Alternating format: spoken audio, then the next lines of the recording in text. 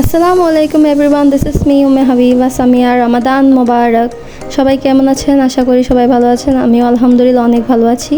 আজকে আরেকটি নতুন ব্লগ নিয়ে চলে আসলাম। ব্লগটির নাম হচ্ছে ঈদ শপিং পার্ট 1।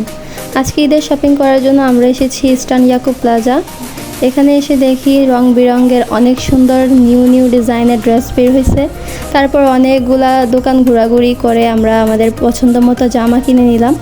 ঈদের মার্কেটিংয়ের যে একটা মহল থাকে, এটা দেখা মানে রমজানের ফিলিংটা অনেক বেশি বেড়ে গেছে। ইস্টার্নে এসে দেখলাম যে এখানে অনেক সুন্দর নিউ ডিজাইন আর অনেক সুন্দর কালারের ড্রেস আছে, প্লাস প্রাইসগুলো অনেক রিজনেবল। তো আমরা এখান থেকে আমাদের পছন্দ মতো ড্রেস নিলাম। তারপর আম্মু নিজের জন্য একটু শাড়ি কাপড় নিয়ে নিল।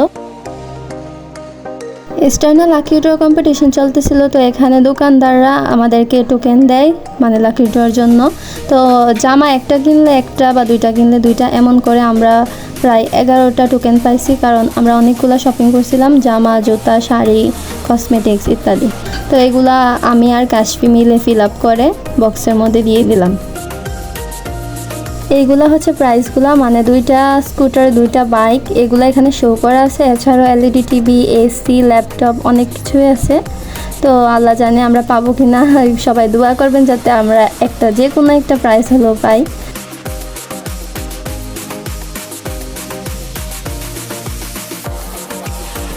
তো শপিং শেষ করে আমরা চলে গেলাম টমসম ব্রিজ, মানে ইফতার কেনাকাটার জন্য, কারণ আমরা তো দিনের বেলা বের হয়েছি, তো ইফতার বানানোর আর কোনো সময় নেই।